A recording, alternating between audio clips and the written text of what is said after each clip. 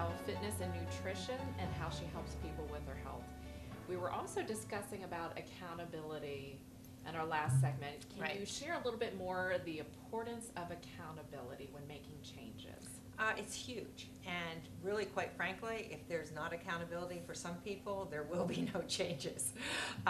Even in the face of a really significant diagnosis, if they're very fearful about something, you can know something, and then the ability to be able to transition to actually making that change. Sometimes, it's like the feet stuck in the mud; they can't do it. So, just something as simple as coming to my office, coming to my gym, meeting with me, knowing they have to come to me. I mean, think about it in your own life. You have a meeting coming up, and you had a meeting a month ago, and you had a list of to-dos, and when did you do that? Most of us do it within 48 hours of that upcoming meeting.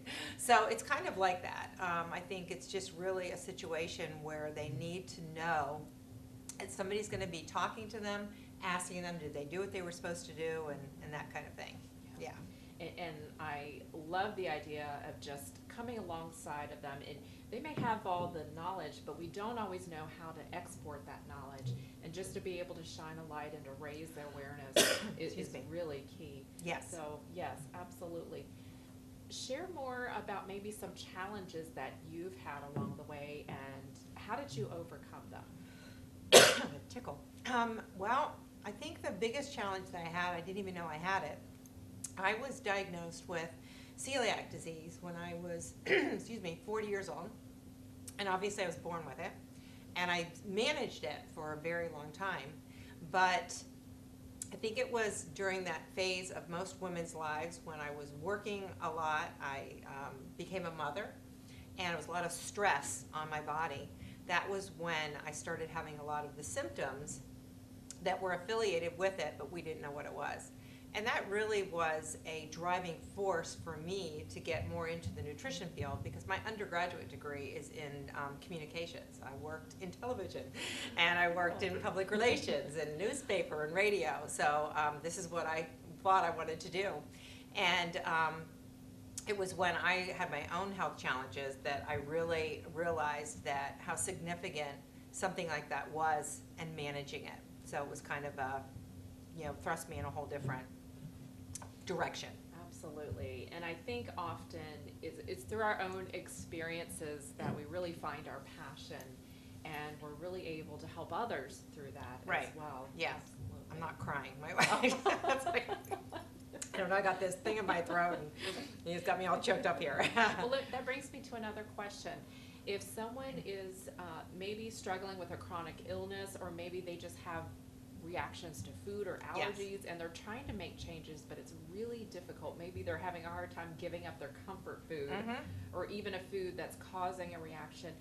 What do you recommend, to them to kind of get started in changing, specific foods in their diet? Yeah. I think isolation is a big thing. Sometimes what I call people that they're reactive. And when that happens, no matter what you eat, you don't respond well, or it doesn't like you. And so what we have to figure out is what's causing the inflammation, what's making you be reactive to the foods that you're eating.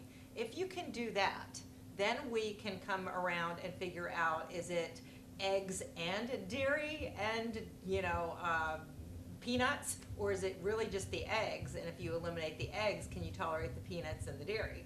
So it's really kind of a process. We call that an elimination process, and it's one that we use extensively. It's free.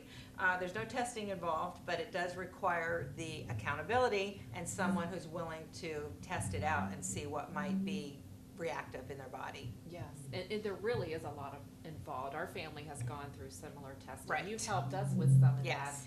And it's really taking a look at, and like you said, isolating, starting with something simple, but just seeing how your body reacts to that. Not just having a really bad reaction, but how is this affecting my energy level? Right, and that's a really great point.